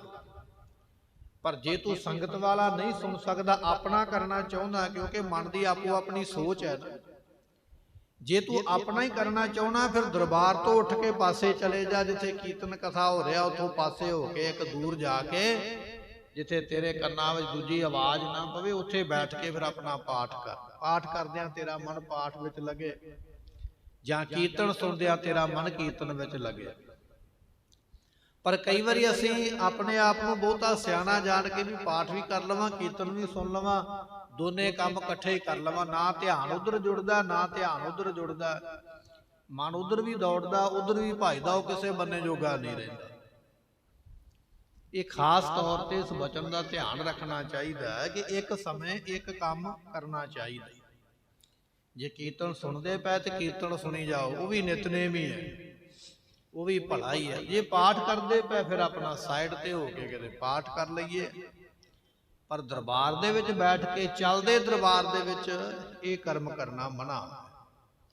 ਇਹ ਸਿੱਖ ਵੀ ਕਹਿ ਰਿਹਾ, ਕਹਿਣ ਲੱਗਾ ਜੀ ਮੈਂ ਰੋਜ਼ ਸੁਖਮਨੀ ਸਾਹਿਬ ਦਾ ਪਾਠ ਕਰਦਾ ਹਾਂ ਕੀਰਤਨ ਸ਼ੁਰੂ ਹੋਣ ਤੋਂ ਪਹਿਲਾਂ, ਪਰ ਅੱਜ 2-4 ਮਿੰਟ ਦਾ ਕੋਈ ਮੈਨੂੰ ਟਾਈਮ ਵਧੇਰੇ ਲੱਗ ਗਿਆ ਜਾਂ ਮੈਂ ਲੇਟ ਸ਼ੁਰੂ ਕੀਤਾ, ਮੇਰੀ ਇੱਕ ਅਸ਼ਟਪਦੀ ਰਹਿ ਗਈ, ਤੇ ਮੈਂ ਰਾਗੀ ਸਿੰਘਾਂ ਨੂੰ ਆਖਿਆ ਭਾਈ ਕੀਰਤਨ ਨਾ ਕਰੋ, ਮੈਨੂੰ ਆਹ ਅਸ਼ਟਪਦੀ ਪੂਰੀ ਕਰ ਲੈਣ ਦਿਓ, ਮੇਰਾ ਪਾਠ ਸੰਪੂਰਨ ਹੋਵੇਗਾ ਫਿਰ ਕੀਰਤਨ ਸ਼ੁਰੂ ਕਰਿਓ। ਮਹਾਰਾਜ ਮੈਂ ਰਾਗੀ ਸਿੰਘਾਂ ਨੂੰ ਇਹ ਬੇਨਤੀ ਬੜੀ ਵਾਰੀ ਆਖੀ ਹੈ, ਬਹੁ ਕਹਿ ਰਹੇ ਹੋ ਨਾ ਕੈਸੇ ਮਾਨੇ। ਮੈਂ ਆਖਿਆ ਤੇ ਬੜੀ ਵਾਰ, ਉਹ ਰਾਗੀ ਸਿੰਘ ਕਹਿੰਦੇ ਵੀ ਦੂਰ ਹੋ ਜਾ, ਪਰੇ ਨੂੰ ਹੋ ਜਾ, ਸਾਡੇ ਲਾਗੇ ਨਾ, ਅਸੀਂ ਤੇ ਆਪਣਾ ਕੰਮ ਕਰਾਂਗੇ। ਅਸੀਂ ਤੇਰੀ ਇੱਕ ਅਸ਼ਟਪਦੀ ਵੱਲ ਨਹੀਂ ਵੇਖਣਾ ਵੀ ਰਹਿੰਦੀ ਹੈ ਕਿ ਪੂਰੀ ਹੋ ਗਈ, ਸਾਡਾ ਸਮਾਂ ਹੋ ਗਿਆ ਕੀਰਤਨ ਦਾ, ਤੇ ਅਸੀਂ ਆਪਣਾ ਕੀਰਤਨ ਸ਼ੁਰੂ ਕਰਨਾ ਹੀ ਕਰਨਾ ਹੈ। ਕਹਿਣ ਲੱਗੇ ਵੀ ਆਖਿਆ ਤੇ ਬੜੀ ਵਾਰ, ਪਰ ਰਾਗੀ ਮੰਨੇ ਨਹੀਂ। ਕਹਿਣ ਲੱਗੇ ਵੀ ਸਾਨੂੰ ਤੇਰੀ ਅਸ਼ਟਪਦੀ ਦਾ ਕੋਈ ਨਹੀਂ ਪਤਾ, ਭਾਵੇਂ ਇੱਕ ਰਹਿੰਦੀਆਂ ਭਾਵੇਂ 4 ਰਹਿੰਦੀਆਂ, ਪਰ ਸਾਡਾ ਕੀਰਤਨ ਦਾ ਸਮਾਂ ਹੋ ਗਿਆ। ਵੈਸੇ ਵੀ ਕੀਰਤਨੀਏ ਰਾਗੀ ਜਿਹੜੇ ਆਪਣਾ ਸਮਾਂ ਕਿਸੇ ਨੂੰ ਦਿੰਦੇ ਨਹੀਂ, ਆਪਣੇ ਸਮੇਂ ਦੇ ਉੱਪਰ ਆ ਕੇ ਸ਼ੁਰੂ ਕਰ ਹੀ ਲੈਂਦੇ। ਕਹਿਣ ਲੱਗੇ ਵੀ ਇਹ ਸਮਾਂ ਅਸੀਂ ਤੈਨੂੰ ਨਹੀਂ ਦੇ ਸਕਦੇ। ਹਾਂ ਨਹੀਂ ਸੁਖਮਨੀ ਭੋਗ ਬਖਾਨੇ। ਮਹਾਰਾਜ ਮੈਂ ਤੇ ਉਹਨਾਂ ਨੂੰ ਕਹਿੰਦਾ ਰਿਹਾ ਵੀ ਭੋਗ ਪਾ ਲੈਂਦੇ ਹੋ ਸੁਖਮਨੀ ਸਾਹਿਬ ਦਾ, ਉਹ ਕਹਿੰਦੇ ਅਸੀਂ ਨਹੀਂ ਜਾਣਦੇ ਤੈਨੂੰ, ਤੇਰਾ ਪਾਠ ਹੋਇਆ ਕਿ ਨਹੀਂ ਹੋਇਆ, ਅਸੀਂ ਤੇ ਆਪਣਾ ਕੀਰਤਨ ਸ਼ੁਰੂ ਕਰਨਾ ਹੈ, ਮੈਨੂੰ ਉਹਨਾਂ ਨੇ ਭੋਗ ਨਹੀਂ ਪਾਉਣ ਦਿੱਤਾ ਹੈ। ਸਾਜ ਵਜਾਏ ਸੁਰਾਗ ਉਚਾਰਾ। ਤੇ ਮਹਾਰਾਜ ਉਹਨਾਂ ਨੇ ਮੇਰੇ ਸਾਹਮਣੇ ਹੀ ਸਾਜ ਖੋਲ ਲੈ, ਤੇ ਜਦੋਂ ਸਾਜ ਖੋਲ ਕੇ ਉਹਨਾਂ ਨੇ ਰਾਗ ਪੜਿਆ ਬੜੀ ਉੱਚੀ ਆਵਾਜ਼ ਦੇ ਵਿੱਚ, ਮੇਰੇ ਕੰਨ ਵਿੱਚ ਮਹਾਰਾਜ ਆਵਾਜ਼ਾਂ ਪੈਣ, ਮੇਰੇ ਕੋਲੋਂ ਸੁਖਮਨੀ ਸਾਹਿਬ ਦਾ ਪਾਠ ਪੜਿਆ ਨਾ ਜਾਵੇ। ਮੈਂ 2 ਪੰਕਤੀਆਂ ਅੱਗੇ ਨੂੰ ਜਾਵਾਂ, 2 ਪੰਕਤੀਆਂ ਫਿਰ ਪਿੱਛੇ ਨੂੰ ਆ ਜਾਵਾਂ, ਪਤਾ ਨਾ ਲੱਗੇ ਵੀ ਮੈਂ ਕੀ ਪੜਦਾ ਪਿਆ ਤੇ ਕੀ ਸੁਣਦਾ ਪਿਆ। ਉਹਨਾਂ ਨੇ ਰਾਗ ਸ਼ੁਰੂ ਕਰ ਲਿਆ, ਰਾਗ ਪੜਿਆ ਉੱਚੀ ਆਵਾਜ਼ ਦੇ ਵਿੱਚ, ਆਲਾਪ ਦੇ ਕੇ ਸਾਜ਼ ਵਜਾ ਕੇ, ਤੇ ਮਹਾਰਾਜ ਮੇਰਾ ਪਾਠ ਪੂਰਾ ਨਹੀਂ ਹੋ ਸਕਿਆ, ਮੈਨੂੰ ਪਤਾ ਹੀ ਨਾ ਲੱਗੇ ਵੀ ਮੈਂ ਕੀ ਪੜਦਾ ਤੇ ਕੀ ਸੁਣਦਾ ਪਿਆ ਹਾਂ। ਕਰਿਓ ਕੀਰਤਨ ਸਭਾ ਮਝਾਰਾ। ਤੇ ਇਹਨਾਂ ਤੁਹਾਡੇ ਸਿੱਖਾਂ ਨੇ, ਰਾਗੀ ਸਿੰਘਾਂ ਨੇ ਦਰਬਾਰ ਦੇ ਵਿੱਚ ਬੈਠ ਕੇ ਪੂਰਾ ਕੀਰਤਨ ਕੀਤਾ ਆਸਾ ਦੀ ਵਾਰ ਦਾ। ਤੇ ਮੇਰਾ ਵੀ ਮਨ ਬੜਾ ਗੁੱਸੇ ਨਾਲ ਭਰਿਆ ਵੀ ਅੱਜ ਇਹਨਾਂ ਨੇ ਮੇਰੇ ਨਾਲ ਕੀ ਕੀਤਾ, ਵੀ ਰੋਜ਼ ਇਹਨਾਂ ਦੇ ਮੈਂ ਮੱਥੇ ਲੱਗਦਾ, ਰੋਜ਼ ਆਪਣੀ ਜਾਣ ਪਛਾਣ ਹੈ, ਮੈਨੂੰ 2-4 ਮਿੰਟ ਹੀ ਨਹੀਂ ਦੇ ਸਕੇ। ਇਹਨਾਂ ਨੇ ਮੇਰੇ ਪਾਠ ਵੱਲ ਧਿਆਨ ਨਹੀਂ ਕੀਤਾ, ਆਪਣੇ ਕੀਰਤਨ ਨੂੰ ਸ਼ੁਰੂ ਕਰਕੇ ਬੈਠ ਗਏ। ਤੁਹਾਡੇ ਰਾਗੀ ਸਿੰਘਾਂ ਨੇ ਪੂਰੀ ਆਸਾ ਦੀ ਵਾਰ ਦਰਬਾਰ ਦੇ ਵਿੱਚ ਬੈਠ ਕੇ ਸੰਗਤ ਨੂੰ ਸੁਣਾ ਕੇ ਪੜ੍ਹੀ ਹੈ। ਤੇ ਜਦੋਂ ਆਸਾ ਦੀ ਵਾਰ ਪੜ੍ਹ ਲਈ ਨਾ, ਤੇ ਮੈਂ ਦਰਬਾਰ ਵਿੱਚ ਬੈਠਾ ਹੋਇਆ ਤੇ ਮੈਨੂੰ ਬੜਾ ਗੁੱਸਾ ਆਇਆ ਇਸ ਕੰਮ ਨੂੰ ਵੇਖ ਕੇ। ਜਦੋਂ ਆਸਾ ਦੀ ਵਾਰ ਲਾ ਕੇ ਉੱਠੇ ਰਾਗੀ ਸਿੰਘ, ਤੇ ਫਿਰ ਮੈਂ ਆ ਕੇ ਮਿਲਿਆ ਉਹਨਾਂ ਨੂੰ, ਤੇ ਮੈਂ ਆ ਕੇ ਆਖਿਆ ਹੈ, ਤਬ ਮੈਂ ਕਹਿਓ ਤੁਮੈ ਤਨਖਾਹ। ਮੈਂ ਜਾ ਕੇ ਰਾਗੀ ਸਿੰਘਾਂ ਨੂੰ ਆਖਿਆ ਵੀ ਤੁਸੀਂ ਅੱਜ ਮੇਰੇ ਨਾਲ ਚੰਗਾ ਨਹੀਂ ਕੀਤਾ, ਮੈਨੂੰ ਅਸ਼ਟਪਦੀ ਪੂਰੀ ਨਹੀਂ ਕਰਨ ਦਿੱਤੀ, ਤੁਸੀਂ ਆਪਣਾ ਕੀਰਤਨ ਸ਼ੁਰੂ ਕਰ ਲਿਆ, ਮੈਂ ਤੁਹਾਨੂੰ ਬਖਸ਼ਾਂਗਾ ਨਹੀਂ, ਮੈਂ ਤੁਹਾਡੀ ਸ਼ਿਕਾਇਤ ਗੁਰੂ ਦੇ ਕੋਲ ਆਵਾਂਗਾ। ਮੈਂ ਤੁਹਾਡੀ ਇਹ ਗੱਲ ਜਿਹੜੀ ਤੁਸੀਂ ਮੇਰੇ ਨਾਲ ਅੱਜ ਕੀਤੀ ਹੈ ਨਾ, ਇਹ ਮੈਂ ਤੁਹਾਡੀ ਸ਼ਿਕਾਇਤ ਗੁਰੂ ਦੇ ਕੋਲ ਲੈ ਕੇ ਜਾਵਾਂਗਾ, ਗੁਰੂ ਪਾਤਸ਼ਾਹ ਨੂੰ ਦੱਸਾਂਗਾ ਵੀ ਤੁਹਾਡੇ ਰਾਗੀ ਸਿੰਘਾਂ ਨੇ ਮੈਨੂੰ ਪਾਠ ਨਹੀਂ ਪੂਰਾ ਕਰਨ ਦਿੱਤਾ ਔਰ ਆਪਣਾ ਕੀਰਤਨ ਸ਼ੁਰੂ ਕਰ ਲਿਆ। ਮੈਂ ਇਹ ਉਹਨਾਂ ਨੂੰ ਕਹਿ ਕੇ ਆਇਆ ਵੀ ਤੁਹਾਡੀ ਸ਼ਿਕਾਇਤ ਕਰਾਂਗਾ, ਤੇ ਮੈਂ ਸ਼ਿਕਾਇਤ ਕਰਦਾ ਪਿਆ। ਰਾਗੀ ਸਿੰਘਾਂ ਵਿਚਾਰਿਆਂ ਦੀ ਸ਼ਿਕਾਇਤ ਉਦੋਂ ਵੀ ਹੋਈ ਹੈ ਜਦੋਂ 10ਵੇਂ ਪਾਤਸ਼ਾਹ ਗੱਦੀ ਤੇ ਬੈਠੇ। ਅੱਜ ਵੀ ਸ਼ਿਕਾਇਤਾਂ ਹੁੰਦੀਆਂ, ਕੋਈ ਨਾ ਕੋਈ ਮਿਲ ਹੀ ਜਾਂਦਾ ਇਹੋ ਜਿਹਾ ਜ਼ਿੰਦਗੀ ਦੇ ਵਿੱਚ। ਕਹਿਣ ਲੱਗਾ ਵੀ ਮੈਂ ਜਾ ਕੇ ਤੁਹਾਡੀ ਸ਼ਿਕਾਇਤ ਕਰਕੇ ਗੁਰੂ ਦੇ ਕੋਲੋਂ ਤੁਹਾਨੂੰ ਤਨਖਾਹ ਲਵਾਉਣੀ ਹੈ, ਲਗਵਾਵੋ ਕਹਿ ਸ੍ਰੀ ਗੁਰ ਪਾਹ। ਮੈਂ ਜਾ ਕੇ ਗੁਰੂ ਨੂੰ ਆਖਾਂਗਾ ਵੀ ਮਹਾਰਾਜ ਤੁਹਾਡੇ ਰਾਗੀ ਸਿੰਘਾਂ ਨੇ ਚੰਗਾ ਨਹੀਂ ਅੱਜ ਮੇਰੇ ਨਾਲ ਕੀਤਾ, ਮੈਨੂੰ ਪਾਠ ਨਹੀਂ ਪੂਰਾ ਕਰਨ ਦਿੱਤਾ। ਇਹ ਆਪਣੀ ਆਸਾ ਦੀ ਵਾਰ ਲਾ ਕੇ ਬੈਠ ਗਏ। ਮੈਂ ਇਹ ਗੱਲ ਉਹਨਾਂ ਨੂੰ ਕਹਿ ਕੇ ਆਇਆ ਹਾਂ ਔਰ ਇਹੋ ਹੀ ਗੱਲ ਮੈਂ ਤੁਹਾਨੂੰ ਦੱਸੀ ਹੈ। ਹੁਣ ਉਹਨਾਂ ਰਾਗੀ ਸਿੰਘਾਂ ਨੂੰ ਬੁਲਾਓ ਤੇ ਮੇਰੇ ਸਾਹਮਣੇ ਉਹਨਾਂ ਨੂੰ ਤਾੜਨਾ ਕਰੋ, ਮੇਰੇ ਸਾਹਮਣੇ ਝਿੜਕੋ ਉਹਨਾਂ ਨੂੰ ਅਤੇ ਤਨਖਾਹ ਲਾਓ, ਉਹਨਾਂ ਨੇ ਗਲਤੀ ਕੀਤੀ ਹੈ। ਸਿੱਖ ਨੇ ਇਸ ਤਰ੍ਹਾਂ ਸ਼ਿਕਾਇਤ ਕੀਤੀ ਹੈ। ਸੱਚੇ ਪਾਤਸ਼ਾਹ ਪ੍ਰਪੂਰੇ। ਸਤਿਗੁਰੂ ਪਾਤਸ਼ਾਹ ਮਹਾਰਾਜ ਸਾਹਿਬ ਜੀ ਆਪ ਜੀਓ ਪੂਰੇ, ਜੋ ਤੁਸੀਂ ਫੈਸਲਾ ਕਰੋਗੇ ਉਹ ਠੀਕ ਕਰੋਗੇ, ਤੁਹਾਡਾ ਫੈਸਲਾ ਠੀਕ ਹੈ, ਕਿਰਪਾ ਕਰਕੇ ਮੇਰਾ ਨਿਆਂ ਕਰਨਾ ਕਰੋ। ਕਰੀਏ ਮੇਰੋ ਨਿਉ ਹਦੂਰੇ। ਸਤਿਗੁਰੂ ਪਾਤਸ਼ਾਹ ਆਪਣੇ ਸਾਹਮਣੇ ਮੇਰਾ ਨਿਆਂ ਕਰੋ, ਰਾਗੀ ਸਿੰਘਾਂ ਨੂੰ ਇੱਥੇ ਬੁਲਾਇਆ ਜਾਵੇ ਤੇ ਮੈਂ ਵੀ ਤੁਹਾਡੇ ਕੋਲ ਖਲੋਤਾ, ਸੰਗਤ ਵੀ ਆਈ ਹੋਈ ਹੈ, ਮੇਰਾ ਪੱਖ ਤੁਸੀਂ ਸੁਣ ਲਿਆ, ਹੁਣ ਰਾਗੀ ਸਿੰਘਾਂ ਦਾ ਵੀ ਪੱਖ ਸੁਣੋ ਤੇ ਇੱਥੇ ਫੈਸਲਾ ਕਰੋ। ਮਹਾਰਾਜ ਉਹਨਾਂ ਨੂੰ ਸਜ਼ਾ ਦੇਵੋ, ਉਹਨਾਂ ਨੂੰ ਦੰਡ ਦੇਵੋ, ਉਹਨਾਂ ਨੂੰ ਝਿੜਕਾਂ ਦੇਵੋ ਜਿਨ੍ਹਾਂ ਨੇ ਮੈਨੂੰ ਪਾਠ ਨਹੀਂ ਕਰਨ ਦਿੱਤਾ। ਦੀ ਆਸਾ ਦੀ ਵਾਰ ਲੈ ਕੇ ਬੈਠ ਗਏ। ਇਸ ਤਰ੍ਹਾਂ ਇਸ ਸਿੱਖ ਨੇ ਮਹਾਰਾਜ ਕੋਲ ਸ਼ਿਕਾਇਤ ਕੀਤੀ ਹੈ। ਸ੍ਰੀ ਮੁਖ ਤੇ ਮੁਸਕਾਏ ਬਖਾਨਾ। ਸਤਿਗੁਰੂ ਪਾਤਸ਼ਾਹ ਨੇ ਸੁਣੇ ਨਾ ਬਚਨ ਸਿੱਖ ਦੇ, ਤੇ ਮਹਾਰਾਜ ਹੱਸ ਪਏ, ਕਹਿਣ ਲੱਗੇ ਵਾਹ ਓ ਸਿੱਖਾ, ਕੀਰਤਨ ਤੇ ਹੈ ਮੁਕਤੀ ਦੇਣ ਵਾਲਾ, ਭਲਾ ਕਰਨ ਵਾਲਾ। ਜਿਨ੍ਹਾਂ ਨੇ ਤੈਨੂੰ ਕੀਰਤਨ ਸੁਣਾਇਆ, ਜਿਨ੍ਹਾਂ ਨੇ ਤੇਰੀ ਮੁਕਤੀ ਦਾ ਰਾਹ ਤੈਨੂੰ ਵਿਖਾਇਆ, ਤੂੰ ਉਹਨਾਂ ਦੀ ਸ਼ਿਕਾਇਤ ਲੈ ਕੇ ਆ ਗਿਆ, ਉਹਨਾਂ ਨੂੰ ਸਜ਼ਾ ਦਿਵਾਉਣੀ ਚਾਹਣਾ। ਤੈਨੂੰ ਉਹ ਮੁਕਤ ਕਰਦੇ ਪਏ, ਤੂੰ ਮੁਕਤ ਕਰਨ ਵਾਲੇ ਨੂੰ ਸਜ਼ਾ ਦਿਵਾਉਂਦਾ ਪਿਆ। ਮਹਾਰਾਜ ਉਹਦੀ ਸ਼ਿਕਾਇਤ ਸੁਣ ਕੇ ਹੱਸ ਪਏ ਹਨ। ਭਾਈ ਸਿੱਖਾ ਸੁਨੋ ਸੁਜਾਨਾ। ਮਹਾਰਾਜ ਕਹਿਣ ਲੱਗੇ ਚੱਲ ਭਾਈ ਹੁਣ ਤੈਨੂੰ ਸਮਝਾਉਂਦੇ ਆ। ਜੇ ਤੈਨੂੰ ਸਿੱਧਾ ਕਹਿ ਦਿੱਤਾ ਨਾ ਵੀ ਰਾਗੀ ਸਿੰਘਾਂ ਨੇ ਗਲਤ ਨਹੀਂ ਕੀਤਾ, ਤੇ ਤੂੰ ਇਹ ਗੱਲ ਸੋਚਣੀ ਹੈ ਵੀ ਰਾਗੀ ਸਿੰਘ ਤੇ ਮਹਾਰਾਜ ਦੇ ਨੇ, ਤੇ ਮਹਾਰਾਜ ਨੇ ਪੱਖ ਕਰ ਲਿਆ ਆਪਣੇ ਬੰਦਿਆਂ ਦਾ। ਤੇਰੇ ਮਨ ਵਿੱਚ ਇਹ ਗੱਲ ਆ ਜਾਣੀ ਹੈ। ਪਰ ਅਸੀਂ ਪੱਖ ਨਹੀਂ ਕਰਦੇ, ਨਾ ਰਾਗੀ ਸਿੰਘਾਂ ਦਾ ਪੱਖ ਕਰਾਂਗੇ, ਨਾ ਤੇਰੇ ਨਾਲ ਕੋਈ ਮਾੜਾ ਬਚਨ ਕਰਾਂਗੇ। ਅਸੀਂ ਤੈਨੂੰ ਸਮਝਾਉਂਦੇ ਆਂ ਵੀ ਕੀਰਤਨ ਕੀ ਹੁੰਦਾ, ਇਹ ਤੈਨੂੰ ਸਮਝਾਵਾਂਗੇ। ਪਾਠ ਕੀ ਹੁੰਦਾ, ਤੈਨੂੰ ਇਹ ਵੀ ਸਮਝਾਵਾਂਗੇ ਵੀ ਕਥਾ ਕੀ ਹੁੰਦੀ ਹੈ।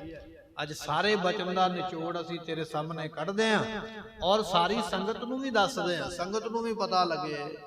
ਉਸ ਵੇਲੇ ਫਿਰ ਮਹਾਰਾਜ ਕਹਿਣ ਲੱਗੇ ਨਹਿ ਜਾਣੋ ਰਾਗੀ ਤਨਖਾਹੀ। ਸਤਿਗੁਰੂ ਪਾਤਸ਼ਾਹ ਕਹਿਣ ਲੱਗੇ ਸਾਡੇ ਜਿਹੜੇ ਰਾਗੀ ਸਿੰਘ ਨੇ ਉਹ ਬਿਲਕੁਲ ਤਨਖਾਹੀਏ ਨਹੀਂ। ਤੂੰ ਆਖਦਾ ਨਾ ਵੀ ਮਹਾਰਾਜ ਬੁਲਾਓ, ਉਹਨਾਂ ਨੂੰ ਤਨਖਾਹ ਲਾਓ, ਮੇਰੇ ਸਾਹਮਣੇ ਝਿੜਕ ਦਿਓ ਉਹਨਾਂ ਨੂੰ, ਨਾਲੇ ਝਿੜਕਾਂ ਮਾਰੋ ਨਾਲੇ ਤਨਖਾਹ ਲਾਓ, ਅੱਗੇ ਵਾਸਤੇ ਗਲਤੀ ਨਾ ਕਰਨ, ਉਹਨਾਂ ਕੋਲੋਂ ਮਾਫੀ ਮੰਗਵਾਓ। ਮਹਾਰਾਜ ਕਹਿਣ ਲੱਗੇ ਭਾਈ ਸਿੱਖਾ ਇਹ ਨਹੀਂ ਹੋ ਸਕਦਾ, ਅਸੀਂ ਰਾਗੀ ਸਿੰਘਾਂ ਨੂੰ ਤਨਖਾਹ ਨਹੀਂ ਲਾ ਸਕਦੇ। ਉਹਨਾਂ ਨੇ ਗੁਰੂ ਦੀ ਬਾਣੀ ਸੁਣਾਈ ਹੈ, ਗੁਰੂ ਦੀ ਬਾਣੀ ਪੜ੍ਹਨ ਵਾਲਾ ਕਟਹਿਰੇ ਵਿੱਚ ਨਹੀਂ ਖੜਾ ਹੋ ਸਕਦਾ, ਉਹਨੂੰ ਬੁਲਾਇਆ ਨਹੀਂ ਜਾ ਸਕਦਾ, ਉਹਨੂੰ ਸਜ਼ਾ ਨਹੀਂ ਦਿੱਤੀ ਜਾ ਸਕਦੀ ਹੈ। ਸਾਡੇ ਰਾਗੀ ਤਨਖਾਹੀਏ ਨਹੀਂ, ਉਹਨਾਂ ਨੇ ਗਲਤੀ ਨਹੀਂ ਕੀਤੀ ਹੈ। ਪਰ ਇਹ ਗੱਲ ਇੱਥੇ ਹੀ ਬਸ ਨਹੀਂ, ਮਹਾਰਾਜ ਸਮਝਾਉਂਦੇ ਪਏ, ਪੂਰਾ ਪੂਰਾ ਬਚਨ ਆਖਣ ਲੱਗੇ ਹਨ।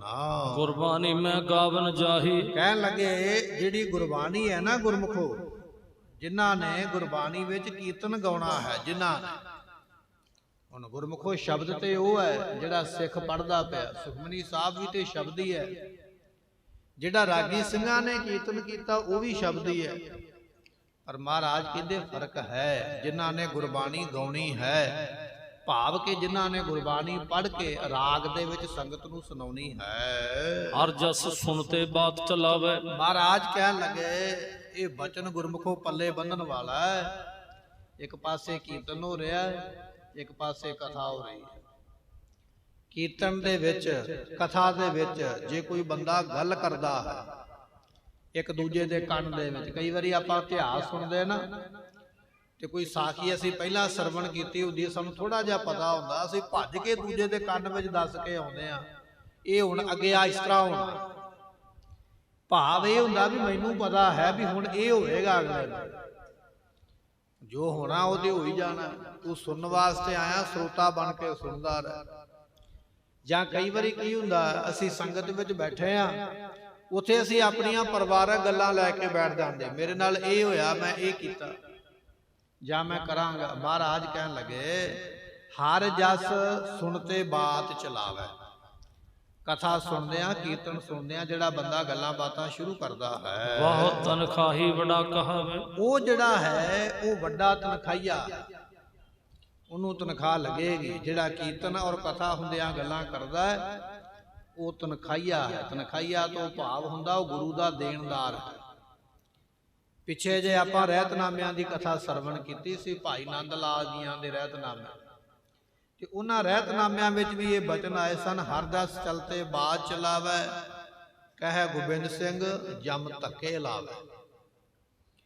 ਇਹ ਉਹੀ ਬਚਨ ਇੱਥੇ ਆ ਗਿਆ। ਕਹਿਣ ਲੱਗੇ ਵੀ ਭਾਈ ਕਥਾ ਹੁੰਦਿਆਂ, ਕੀਰਤਨ ਹੁੰਦਿਆਂ ਜਿਹੜਾ ਬੰਦਾ ਗੱਲਾਂ ਕਰਦਾ ਹੈ, ਜਾਂ ਦਰਬਾਰ ਦੇ ਵਿੱਚ ਨਿਤਨੇਮ ਹੋ ਰਿਹਾ ਸਵੇਰ ਵੇਲੇ 5 ਬਾਣੀਆਂ ਦਾ, ਜਾਂ ਸ਼ਾਮ ਨੂੰ ਰਹਿਰਾਸ ਸਾਹਿਬ ਜੀ ਦਾ ਪਾਠ ਹੋ ਰਿਹਾ ਹੈ, ਜਾਂ ਸੰਗਤ ਵੱਲੋਂ ਸੁਖਮਨੀ ਸਾਹਿਬ ਦਾ ਪਾਠ ਹੁੰਦਾ ਮਿਲ ਕੇ, ਜਿਹੜਾ ਉਸ ਵੇਲੇ ਸੰਗਤ ਵਿੱਚ ਬੈਠ ਕੇ ਗੱਲਾਂ ਕਰਦਾ ਹੈ, ਉਹ ਵਿਅਕਤੀ ਤਨਖਾਹੀਆ ਹੈ, ਉਹ ਗੁਰੂ ਦਾ ਦੇਣਦਾਰ ਹੈ, ਉਹ ਗਲਤ ਕਰਮ ਨੂੰ ਕਰਦਾ ਹੈ। ਉਹ ਸੰਗਤ ਕੋ ਦੌਤ ਚਬੇਣੀ, ਸਤਿਗੁਰੂ ਪਾਤਸ਼ਾਹ ਕਹਿਣ ਲੱਗੇ ਦੇਤ ਚਬੇਣੀ, ਜਿਹੜਾ ਤੂੰ ਪਾਠ ਕਰਦਾ ਨਾ, ਉਹ ਕਹਿੰਦਾ ਵੀ ਨਾ ਸੁਖਮਨੀ ਸਾਹਿਬ ਦਾ ਪਾਠ ਕਰਦਾ ਪਿਆ ਮਹਾਰਾਜ, ਮੇਰਾ ਤੇ ਪਾਠ ਰਹਿ ਗਿਆ, ਅੱਜ ਬੜਾ ਵੱਡਾ ਲਾਮਾ ਦਿੱਤਾ। ਮਹਾਰਾਜ ਕਹਿਣ ਲੱਗੇ ਜਿਹੜਾ ਪਾਠ ਤੂੰ ਕਰਦਾ ਸੀ ਨਾ, ਇਹ ਸੰਗਤ ਨੂੰ ਚਬੀਣੀ ਦਿੰਦਾ ਪਿਆ, ਚਬੀਣੀ ਪ੍ਰਸ਼ਾਦ। ਚਬੀਣੀ ਪ੍ਰਸ਼ਾਦ ਤੋਂ ਭਾਵ ਹੁੰਦਾ ਥੋੜਾ ਜਿਹਾ ਪ੍ਰਸ਼ਾਦ, ਜਿਹੜਾ ਫੱਕਾ ਮਾਰ ਕੇ ਇੱਕ ਵਾਰੀ ਖਾਧਾ ਜਾ ਸਕੇ। ਮਹਾਰਾਜ ਕਹਿਣ ਲੱਗੇ ਤੇਰਾ ਪਾਠ ਤੇ ਚਬੀਣੀ ਪ੍ਰਸ਼ਾਦ ਹੈ, ਫੱਕਾ ਮਾਰ ਕੇ ਇੱਕ ਵਾਰੀ ਖਾਧਾ ਜਾ ਸਕਦਾ, ਉਹਦੇ ਨਾਲ ਮੂੰਹ ਤੇ ਮਿੱਠਾ ਹੋ ਜਾਏਗਾ। ਪਰ ਜੇ ਕੋਈ ਬੰਦਾ ਕਵੇ ਵੀ ਉਹਦੇ ਨਾਲ ਮੈਂ ਰੱਜ ਜਾਵਾਂ, ਰੱਜ ਨਹੀਂ ਸਕਦਾ, ਰਜਨਾ ਤੇ ਪ੍ਰਸ਼ਾਦੇ ਨਾਲ ਹੀ ਪਵੇਗਾ। ਜੇ ਆਪਾਂ ਕਿਸੇ ਧਾਰਮਿਕ ਸਥਾਨ ਤੇ ਜਾਂਦੇ ਆ, ਸਾਨੂੰ ਉਥੋਂ ਫੁੱਲੀਆਂ ਦਾ ਪ੍ਰਸ਼ਾਦ ਮਿਲਦਾ, ਪਤਾਸਿਆਂ ਦਾ ਮਿਲ ਜਾਂਦਾ, ਜਾਂ ਕੋਈ ਲੱਡੂ ਮਿਲ ਗਿਆ, ਜਾਂ ਕੋਈ ਕੇਲਾ ਵਗੈਰਾ ਕੋਈ ਫਲ ਮਿਲ ਗਿਆ ਹੈ, ਇਹਦਾ ਮਤਲਬ ਇਹ ਨਹੀਂ ਹੈ ਵੀ ਅਸੀਂ ਉਹ ਪ੍ਰਸ਼ਾਦ ਖਾ ਕੇ ਰੱਜ ਗਏ ਆ। ਸਵਾਦ ਇੱਕ ਵਾਰੀ ਜ਼ਰੂਰ ਆਵੇਗਾ ਪਰ ਰੱਜੇ ਨਹੀਂ। ਮਹਾਰਾਜ ਕਹਿਣ ਲੱਗੇ ਤੇਰਾ ਜਿਹੜਾ ਪਾਠ ਸੀ ਸੁਖਮਨੀ ਸਾਹਿਬ ਦਾ, ਉਹ ਪਾਠ ਇਹ ਹੈ ਥੋੜਾ ਜਿਹਾ ਮੂੰਹ ਮਿੱਠਾ ਕਰਨ ਵਾਸਤੇ, ਰੱਜ ਕੋਈ ਨਹੀਂ ਉਹਦੇ ਨਾਲ ਆਵੇਗਾ, ਰੱਜੇਗਾ ਨਹੀਂ ਬੰਦਾ। ਤੇਰੇ ਪਾਠ ਦਾ ਮਹਾਤਮ ਤੇ ਇੰਨਾ ਕੁ ਹੈ, ਜਿਸ ਤੇ ਤ੍ਰਿਪਤ ਹੋਏ ਹੈ ਝੀਣੀ। ਤੇ ਕਹਿਣ ਲੱਗੇ ਵੀ ਉਹਦੇ ਨਾਲ ਬੰਦਾ ਤ੍ਰਿਪਤ ਨਹੀਂ ਹੁੰਦਾ ਹੈ, ਥੋੜੀ ਜਿੰਨੀ ਤ੍ਰਿਪਤਾ ਹੁੰਦੀ ਹੈ। ਮੰਨ ਲਓ ਵੀ ਥੋੜਾ ਜਿਹਾ ਪ੍ਰਸ਼ਾਦ ਛਕ ਲਿਆ, ਭੁੱਖ ਬਹੁਤੀ ਲੱਗੀ ਹੈ, 100% ਹੀ ਭੁੱਖ ਲੱਗੀ ਹੈ, ਤੇ ਉਹਦੇ ਵਿੱਚ ਜੇ ਥੋੜਾ ਜਿਹਾ ਪ੍ਰਸ਼ਾਦ ਆਪਾਂ ਛਕ ਲਿਆ ਤੇ 5% ਭੁੱਖ ਮਿਟ ਜਾਵੇਗੀ, 95% ਤੇ ਹਾਲੇ ਵੀ ਹੈ। ਤੇਰਾ ਜਿਹੜਾ ਇੱਕ ਪਾਠ ਹੈ ਨਾ ਤੂੰ ਕਰਦਾ ਪਿਆ, ਉਹਦੇ ਨਾਲ ਉਹ ਤੇ ਚਬੀਣੀ ਪ੍ਰਸ਼ਾਦ ਹੈ ਥੋੜਾ ਜਿਹਾ, ਜਿਹਨੂੰ ਆਪਾਂ ਕਹਿ ਦਈਏ ਵੀ ਝੁੱਗਾ ਹੀ ਮਿਲਿਆ, ਉਹਦੇ ਨਾਲ ਭੁੱਖ ਨਹੀਂ ਮਿਟਦੀ। ਥੋੜੀ ਜੀ ਭੁੱਖ ਦੂਰ ਜ਼ਰੂਰ ਹੁੰਦੀ ਹੈ ਪਰ ਮਿਟਦੀ ਨਹੀਂ ਹੈ। ਰਾਗੀ ਆਨ ਪ੍ਰਸ਼ਾਦ ਛਕਾਇਓ। ਪਰ ਇਹ ਜਿਹੜਾ ਸਾਡੇ ਰਾਗੀ ਸਿੰਘਾਂ ਨੇ ਕੀਰਤਨ ਕੀਤਾ ਹੈ ਨਾ, ਇਹ ਕੀਰਤਨ ਐਸਾ ਹੈ, ਇਹ ਸੰਗਤ ਨੂੰ ਰੱਜ ਕੇ ਪ੍ਰਸ਼ਾਦ ਛਕਾਉਂਦੇ। ਜਿਵੇਂ ਆਪਾਂ ਲੰਗਰ ਵਿੱਚ ਬੈਠਦੇ ਨਾ, ਤੇ ਉੱਥੇ ਆਪਣੀ ਥਾਲੀ ਵਿੱਚ ਦਾਲ ਸਬਜ਼ੀ ਪੈਂਦੀ ਹੈ, ਖੀਰ ਵੀ ਪਵਾ ਲਈਦੀ ਹੈ, ਪ੍ਰਸ਼ਾਦੇ ਵੀ ਲੈ ਲਈਦੇ, ਰੱਜ ਕੇ ਛਕੀਦਾ, ਭੁੱਖ ਦੂਰ ਹੋ ਜਾਂਦੀ ਹੈ। ਮਹਾਰਾਜ ਕਹਿਣ ਲੱਗੇ ਜਿਵੇਂ ਲੰਗਰ ਵਿੱਚ ਬੈਠ ਕੇ ਕੋਈ ਵਿਅਕਤੀ ਰੱਜ ਕੇ ਭੋਜਨ ਛਕਦਾ, ਇਸੇ ਤਰ੍ਹਾਂ ਜਿਹੜਾ ਗੁਰਬਾਣੀ ਦਾ ਕੀਰਤਨ ਹੈ ਇਹ ਰੱਜ ਕੇ ਭੋਜਨ ਛਕਣਾ ਹੈ। ਤੇਰਾ ਕੱਲਾ ਜਿਹੜਾ ਪਾਠ ਹੈ ਉਹ ਤੇ ਉਹ ਪ੍ਰਸਾਦ ਹੈ ਜਿਹੜਾ ਫੱਕਾ ਮਾਰ ਕੇ ਕਈ ਵਾਰੀ ਖਾ ਲਿਆ।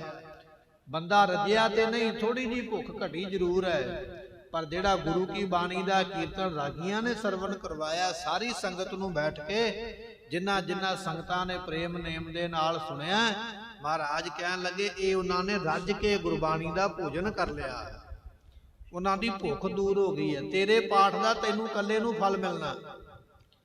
ਇੱਕ ਬੰਦਾ ਪਾਠ ਕਰਦਾ ਪਿਆ, ਨਿਤਨੇਮ ਕਰਦਾ, ਆਪਣੇ ਵਾਸਤੇ ਕਰਦਾ, ਉਹਦਾ ਫਲ ਉਹਨੂੰ ਹੀ ਮਿਲਣਾ। ਪਰ ਜੇ ਸੰਗਤ ਵਿੱਚ ਕੀਰਤਨ ਹੋ ਰਿਹਾ ਤੇ ਕੀਰਤਨ ਜਿੰਨੇ ਜਾਣੇ ਸੁਣਦੇ ਪਏ ਸੰਗਤ ਵਿੱਚ ਬੈਠ ਕੇ, ਮੰਨ ਲਓ ਜੇ 100 ਸਰੀਰ ਬੈਠਾ ਹੈ ਤੇ 100 ਦੇ 100 ਦਾ ਹੀ ਭਲਾ ਹੋ ਗਿਆ। ਜੇ ਕੋਈ ਬਾਹਰ ਵੀ ਤੁਰਿਆ ਫਿਰਦਾ ਉਹਦੇ ਕੰਨਾਂ ਵਿੱਚ ਉੱਥੇ ਵੀ ਆਵਾਜ਼ ਪੈ ਗਈ ਹੈ ਤੇ ਉਹਦਾ ਉੱਥੇ ਭਲਾ ਹੋ ਗਿਆ। ਕੀਰਤਨ ਸਰਵਣ ਕਰਨਾ ਇਹ ਸਰਬੱਤ ਸੰਗਤ ਦੇ ਵਾਸਤੇ ਹੈ। ਜਿੰਨੀ ਵੀ ਸੰਗਤ ਆਵੇਗੀ, ਭਾਵੇਂ ਕੋਈ ਮੋਨਾ ਹੈ, ਭਾਵੇਂ ਕੋਈ ਸਿੱਖ ਹੈ, ਭਾਵੇਂ ਕੋਈ ਹਿੰਦੂ ਹੈ, ਭਾਵੇਂ ਕੋਈ ਸਰਦਾਰ ਹੈ, ਭਾਵੇਂ ਕੋਈ ਪੜ੍ਹਿਆ ਹੋਇਆ, ਭਾਵੇਂ ਕੋਈ ਅਨਪੜ੍ਹ ਹੈ, ਉਹ ਕੀਰਤਨ ਭਲਾ ਸਾਰਿਆਂ ਦਾ ਹੀ ਕਰਦਾ ਪਿਆ ਹੈ। ਗੁਰਬਾਣੀ ਦਾ ਪਾਠ ਤੇ ਉਹ ਕਰੇਗਾ ਜਿਹਨੂੰ ਗੁਰਬਾਣੀ ਪੜ੍ਹਨੀ ਆਉਂਦੀ ਹੈ, ਪਰ ਜਿਹਨੂੰ ਪੜ੍ਹਨੀ ਨਹੀਂ ਆਉਂਦੀ ਉਹ ਕੀ ਕਰੇਗਾ? ਉਹਦੇ ਵਾਸਤੇ ਮਹਾਰਾਜ ਨੇ ਆਖਿਆ ਇਹ ਕੀਰਤਨ ਹੈ ਸੰਗਤ ਵਿੱਚ ਬੈਠ ਕੇ, ਜਿਹਨੂੰ ਬਾਣੀ ਪੜ੍ਹਨੀ ਆਉਂਦੀ ਹੈ, ਜਿਹਨੂੰ ਨਹੀਂ ਆਉਂਦੀ ਹੈ, ਜਿਹੜਾ ਸਿੱਖ ਹੈ, ਜਿਹੜਾ ਨਹੀਂ ਹੈ, ਜਿਹੜਾ ਕਿਸੇ ਵੀ ਤਰ੍ਹਾਂ ਦਾ ਕੋਈ ਸੰਗਤ ਵਿੱਚ ਆ ਕੇ ਬੈਠਾ ਹੈ, ਜਿਹੜਾ ਸੰਗਤ ਵਿੱਚ ਬੈਠ ਕੇ ਕੀਰਤਨ ਸੁਣੇਗਾ, ਇਹ ਕੀਰਤਨ ਉਹਦਾ ਹੀ ਭਲਾ ਕਰੇਗਾ। ਇਹ ਸਾਰਿਆਂ ਨੂੰ ਫਲ ਦੇਣ ਵਾਲਾ ਪਾਠ ਤੇ ਇੱਕ ਮੈਂ ਕੀਤਾ, ਉਹਦਾ ਫਲ ਕੇਵਲ ਮੈਨੂੰ ਮਿਲਣਾ। ਉਹ ਮੈਨੂੰ ਤਾਂ ਮਿਲਿਆ ਤਾਂ ਕਿ ਮੈਨੂੰ ਪਾਠ ਕਰਨਾ ਆਉਂਦਾ, ਪਰ ਜਿਹਨੂੰ ਨਹੀਂ ਕਰਨਾ ਆਉਂਦਾ ਉਹ ਕੀ ਕਰੇਗਾ? ਉਹਦੇ ਵਾਸਤੇ ਮਹਾਰਾਜ ਨੇ ਫਿਰ ਇਹ ਕੀਰਤਨ ਦੀ ਦਾਤ ਬਖਸ਼ੀ। ਕੀਰਤਨ ਨੂੰ ਕੋਈ ਵੀ ਸੁਣ ਸਕਦਾ, ਅਮੀਰ ਗਰੀਬ, ਨਿੱਕਾ ਵੱਡਾ, ਪੜ੍ਹਿਆ ਅਨਪੜ੍ਹ, ਕਿਸੇ ਵੀ ਧਰਮ ਦਾ, ਕਿਸੇ ਵੀ ਜਾਤ ਦਾ। ਮਹਾਰਾਜ ਦਾ ਬਚਨ ਹੈ ਕੋਈ ਗਾਵੇ ਕੋ ਸੁਣੈ, ਹਰ ਨਾਮਾ ਚਿਤ ਲਾਏ, ਕਹੋ ਕਬੀਰ ਸੰਸਾ ਨਹੀਂ, ਅੰਤ ਪਰਮਗਤ ਪਾਏ। ਕੋਈ ਗਾਵੇ, ਗਾਉਣ ਵਾਲਾ ਵੀ ਕੋਈ ਹੋ ਸਕਦਾ ਤੇ ਸੁਣਨ ਵਾਲਾ ਵੀ ਕੋਈ ਹੋ ਸਕਦਾ, ਜਿਸ ਤਰ੍ਹਾਂ ਦਾ ਮਰਜ਼ੀ ਹੋਵੇ। ਇੱਥੇ ਉਮਰ ਦਾ ਕੋਈ ਤਕਾਜ਼ਾ ਨਹੀਂ ਹੈ, ਇੱਥੇ ਜਾਤ ਦੀ ਕੋਈ ਗੱਲ ਨਹੀਂ ਹੈ, ਇੱਥੇ ਪੜ੍ਹਾਈ ਦੀ ਕੋਈ ਗੱਲ ਨਹੀਂ ਹੈ, ਇੱਥੇ ਧਰਮ ਦੀ ਕੋਈ ਗੱਲ ਨਹੀਂ ਹੈ।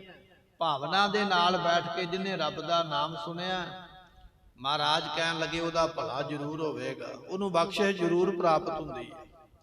ਇਹ ਕੀਰਤਨ ਸਾਰਿਆਂ ਦੇ ਵਾਸਤੇ ਹੈ। ਨਿਤਨੇਮ ਤੇ ਮੇਰੇ ਇਕੱਲੇ ਵਾਸਤੇ ਆ, ਮੈਂ ਇਕੱਲੇ ਨੇ ਬੈਠ ਕੇ ਕਰ ਲਿਆ, ਮੇਰਾ ਭਲਾ ਹੋਵੇਗਾ। ਪਰ ਕੀਰਤਨ ਜੇ 100 ਜਾਣਾ ਸੁਣਦਾ ਪਿਆ, 100 ਬੰਦੇ ਨੂੰ 100 ਘੰਟੇ ਦਾ ਫਲ ਮਿਲੇਗਾ। ਪਾਠ ਤੇ 1 ਘੰਟਾ ਮੈਂ ਕੀਤਾ, ਉਹਦਾ ਫਲ ਮੈਨੂੰ 1 ਘੰਟੇ ਦਾ ਮਿਲੇਗਾ। ਪਰ ਜੇ ਕੀਰਤਨ 1 ਘੰਟਾ ਵੀ ਹੋ ਗਿਆ ਤੇ 100 ਬੰਦੇ ਨੇ ਸੁਣਿਆ, ਕੀਰਤਨ ਦਾ 1 ਘੰਟਾ 100 ਬੰਦੇ ਨੇ ਸੁਣਿਆ, ਉਹ 100 ਘੰਟੇ ਦਾ ਮਹਾਤਮ ਇੱਕ ਬੰਦੇ ਨੂੰ ਮਿਲੇਗਾ, ਕਿਉਂਕਿ ਸੰਗਤ ਰੂਪ ਵਿੱਚ ਸੁਣਿਆ ਗਿਆ। ਕੀਰਤਨ ਦਾ ਏਡਾ ਵੱਡਾ ਫਲ ਹੈ।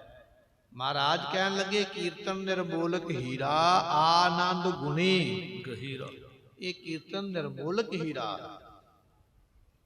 ਤੇ ਕੀਰਤਨ ਤੋਂ ਭਾਵ ਵਿਦਵਾਨ ਲੈਂਦੇ ਨੇ ਕੀ ਰਤਨ, ਜਿਹਦੇ ਅੱਗੇ ਰਤਨ ਵੀ ਕੁਝ ਨਹੀਂ ਹੈ। ਦੁਨੀਆ ਦੇ ਵਿੱਚ ਸਭ ਤੋਂ ਮਹਿੰਗਾ ਪਦਾਰਥ ਰਤਨ ਮੰਨਿਆ ਜਾਂਦਾ ਹੈ, ਪਰ ਕਹਿਣ ਲੱਗੇ ਰਤਨ ਭਾਵੇਂ ਕਿੰਨਾ ਵੀ ਮਹਿੰਗਾ, ਪਰ ਕੀਰਤਨ ਦੇ ਸਾਹਮਣੇ ਉਹ ਵੀ ਕੀ ਹੈ? ਕੁਝ ਨਹੀਂ ਹੈ। ਤਾਂ ਆਖਿਆ ਜਾਂਦਾ ਕੀ ਰਤਨ। ਰਤਨ ਜੀ ਦੇ ਅੱਗੇ ਕੁਝ ਨਹੀਂ, ਉਹਨੂੰ ਕੀਰਤਨ ਆਖਿਆ ਜਾਂਦਾ।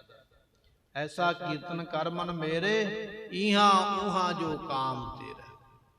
ਇਹ ਬਾਣੀ ਦੇ ਮਹਾਵਾਕ। ਸਤਿਗੁਰੂ ਪਾਤਸ਼ਾਹ ਕਹਿਣ ਲੱਗੇ ਭਾਈ ਸਿੱਖਾ, ਤੇਰਾ ਪਾਠ ਤੇ ਇੱਕ ਥੋੜਾ ਜਿਹਾ ਪ੍ਰਸ਼ਾਦ ਹੈ, ਰੱਜ ਨਹੀਂ ਆਵੇਗਾ। ਪਰ ਜਿਹੜਾ ਰਾਗੀ ਸਿੰਘਾਂ ਨੇ ਕੀਰਤਨ ਕੀਤਾ, ਇਹ ਰੱਜ ਕੇ ਭੋਜਨ ਸਾਰੀ ਸੰਗਤ ਨੂੰ ਛਕਾਇਆ। ਇਹਦੇ ਨਾਲ ਸਾਰੀ ਸੰਗਤ ਰੱਜ ਗਈ ਹੈ। ਵੱਡ ਭਾਗਨ ਕੋ ਬਹੁਤ ਬਤਾਏ। ਪਰ ਗੁਰਮੁਖੋ, ਇਹ ਜਿਹੜਾ ਕੀਰਤਨ ਹੈ ਨਾ, ਵੱਡੇ ਭਾਗਾਂ ਵਾਲਿਆਂ ਨੂੰ ਤ੍ਰਿਪਤ ਕਰ ਦਿੰਦਾ ਹੈ। ਗੁਰੂ ਕੀ ਸੰਗਤ, ਜਿਵੇਂ ਕੋਈ ਪਿਆਸਾ ਬੰਦਾ ਭੱਜ ਕੇ ਪਾਣੀ ਦੇ ਖੂਹ ਦੇ ਨੇੜੇ ਜਾਂਦਾ ਹੈ, ਸੰਗਤਾਂ ਭੱਜ ਕੇ ਉਸ ਸਮੇਂ ਦੇ ਵਿੱਚ ਦੀਵਾਨ ਵਿੱਚ ਆਉਂਦੀਆਂ ਕਿ ਹੁਣ ਕੀਰਤਨ ਸ਼ੁਰੂ ਹੋਣ ਵਾਲਾ ਹੈ। ਸੰਗਤ ਆਪਣੇ ਆਪ ਹੀ ਉਸ ਸਮੇਂ ਆ ਕੇ ਬੈਠ ਜਾਂਦੀ ਹੈ। ਉਹ ਸੰਗਤ ਦੇ ਵੱਡੇ ਭਾਗ ਨੇ ਜਿਹੜਾ ਆਪਣੇ ਘਰ ਦੇ ਕੰਮ ਛੱਡ ਕੇ ਸੰਸਾਰੀ ਜੰਜਾਲਾਂ ਤੋਂ ਪਰੇ ਹੋ ਕੇ ਦਰਬਾਰ ਵਿੱਚ ਆ ਕੇ ਬੈਠਾ ਹੈ। ਕਾਹਦੇ ਵਾਸਤੇ? ਮੈਂ ਕੀਰਤਨ ਸੁਣਾਂਗਾ ਬੈਠ ਕੇ।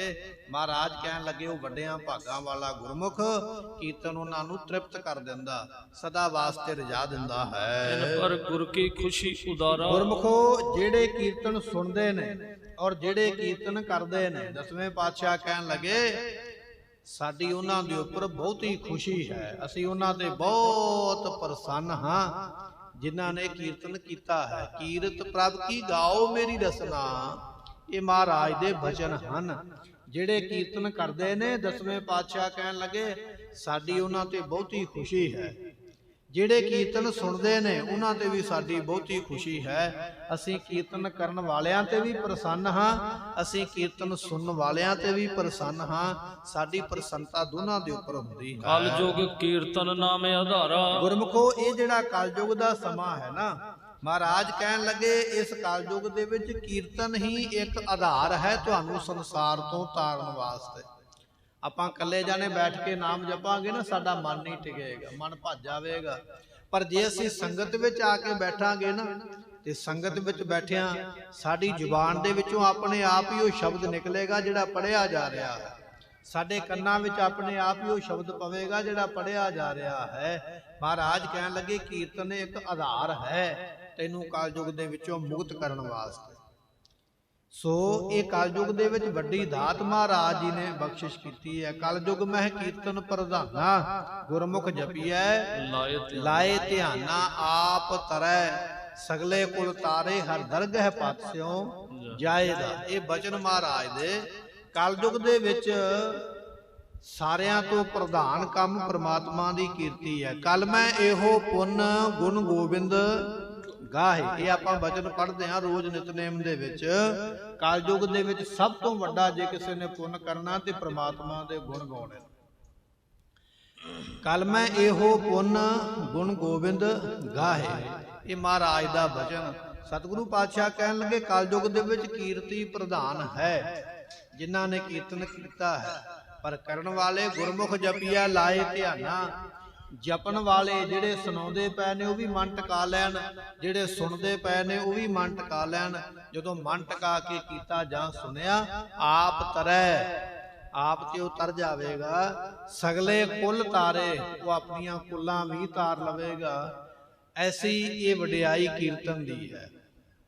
ਧੰਨ ਗੁਰੂ ਅਰਜਨ ਦੇਵ ਪਾਤਸ਼ਾਹ ਮਹਾਰਾਜ ਜੀ ਜਦੋਂ ਭਾਈ ਸੱਤੇ ਤੇ ਬਲਵੰਡੇ ਨੇ ਨਾ ਕਰ ਦਿੱਤੀ ਨਾ ਕੀਰਤਨ ਕਰਨ ਤੋਂ, ਤੇ ਗੁਰੂ ਅਰਜਨ ਦੇਵ ਪਾਤਸ਼ਾਹ ਮਹਾਰਾਜ ਆਪ ਨੰਗੇ ਪੈਰੀ ਚਲੇ ਗਏ ਸਨ ਉਹਨਾਂ ਨੂੰ ਆਵਾਜ਼ ਮਾਰਨ ਵਾਸਤੇ।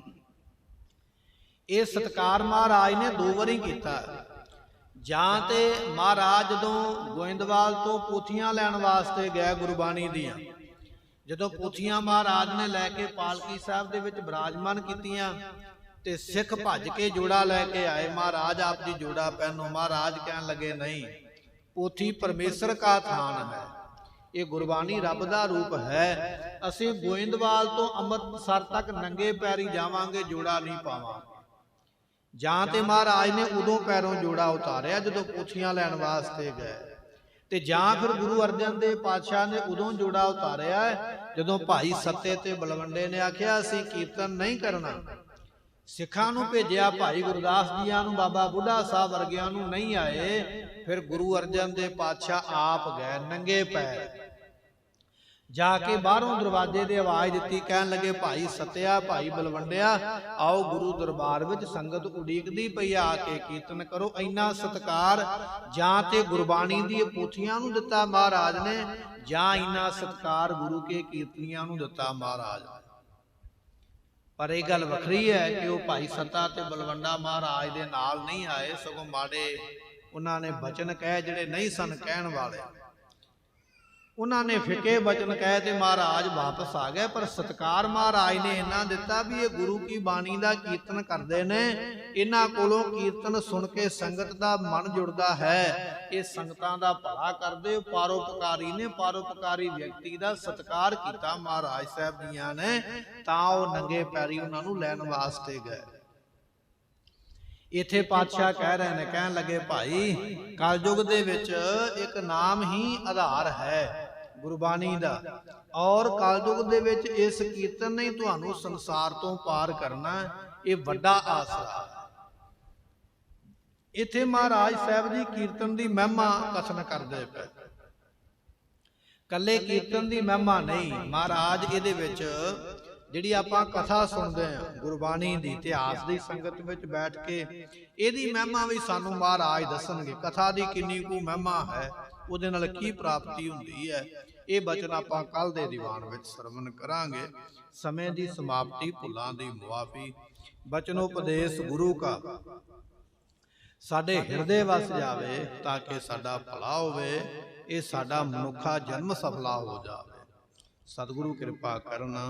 ਲਿਖੈ ਕਤਹਿ ਨਾ ਛੂਟੀਐ, ਖਿਨ ਖਿਨ ਭੂਲਨ ਹਾਰ। ਬਖਸ਼ਨ ਹਾਰ ਬਖਸ਼ ਲੈ, ਨਾਨਕ ਪਾਰੇ ਉਤਾਰ। ਵਾਹਿਗੁਰੂ ਜੀ ਕਾ ਖਾਲਸਾ, ਵਾਹਿਗੁਰੂ ਜੀ ਕੀ